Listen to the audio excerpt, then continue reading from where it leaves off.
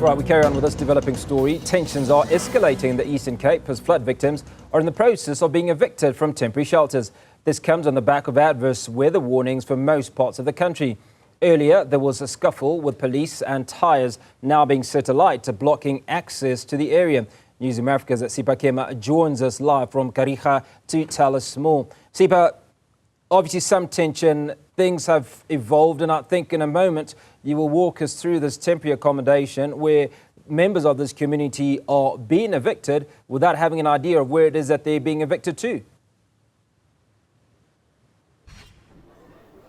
Well, that is true, Hugo, but I just want to first start with telling you about the situation, giving you an update of what's currently happening. So the road has been cleared here outside, Church Street has been cleared right opposite the temporary housing area where the flood victims have been accommodated for the past 30 days. But what we're going to do now, we're going to move inside, and I think let's go inside to take a look, just to give a bit of an inspection to see, the living conditions.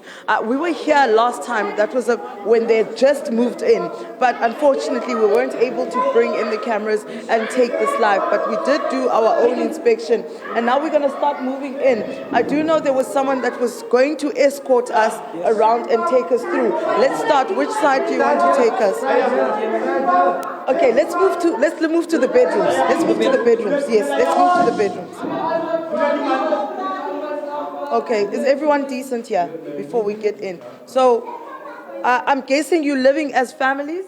Yes, ma'am. So, one family in a room? Now, here in this room, there's about 24 people living in this room. Different families. Yes. It's families of 5, families of 4.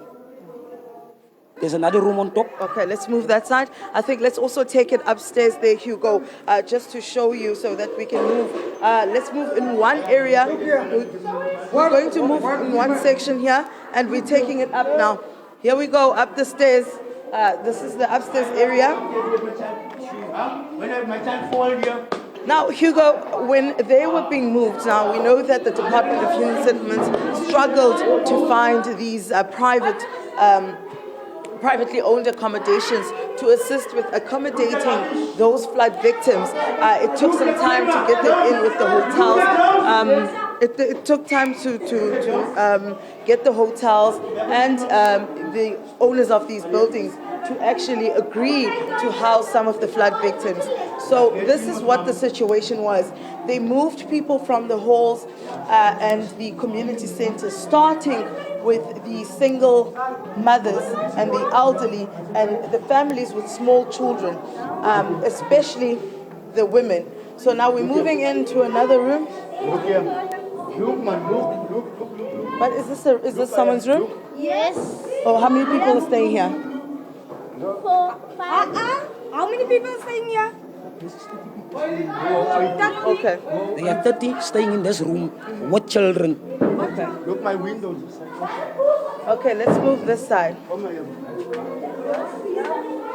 But Hugo, I do also want to mention that I suppose also another important thing is also keeping the property clean, because when we did move in, it wasn't really entirely like this. Small children, But was the window like this when you moved in? The window was like this window. It was like this, yeah. It was like this. Cracked like this? Yes, this one was like this. Then I take this one to put here for the curtains. And I have a small child here. My child is here outside now. And my woman, 2 childs. I don't like much this. Do you live here as a family? Yeah. So it's your 2 children and your wife? Yes, ma'am. So it's part of that family I was telling you about, Hugo, where they were accommodating, 2-parent households with small children. Those are some of the people that were being moved from those community halls. I think let's also go to the bathroom inside and see exactly what is happening in there. But of course, the main issue here with moving people to these areas was for safety concerns, but also sicknesses and outbreaks of flu and other various diseases. That was the issue, especially with small children, but also having small young girl children inside you know, a community hall, which is an open space with no privacy. That's the thing. So is this a space issue? Yeah, this is my space. This is where I sleep. Okay, come here, lady. Let me see This you. is where I sleep. Yes. I did remove my children because I was scared they're going to get sick. Because it's too full. Every room's too full and everyone needs their own space. For as long as children are awkward, they want to play, they want to run around. Some are coming out of work. So baby can't make a noise, so I decided to move in my rada here so I can have my own space. So I did let my children go because I'm scared they're going to get sick. All right, thank you so much, ma'am. Well, Hugo, we've seen parts of the accommodation which some of these residents, or all of these residents rather, they're trying to evict them from. But also there's other shelters that are actually currently moving. We know there's one just up the street where people are voluntarily moving from that area. There was one where we started off on Bird Street. Now, some members of Bird Street have come here to protest in solidarity with these ones that are here in Church Street, saying that they're not going anywhere because they want a clear plan on where they're going to go should they leave the housing, the temporary housing that has been housing them for the past 30 days. Sipha, a couple of issues that I'd imagine you'd want to get some comment from Human Settlements if you've had a chance to speak to them. And obviously one of those is these individuals that are being evicted from this shelter, where are they being taken to? And certainly just the litter that remains uncollected, which obviously is potentially could cause health ramifications, and the fact that you have up to 24 people in a single room.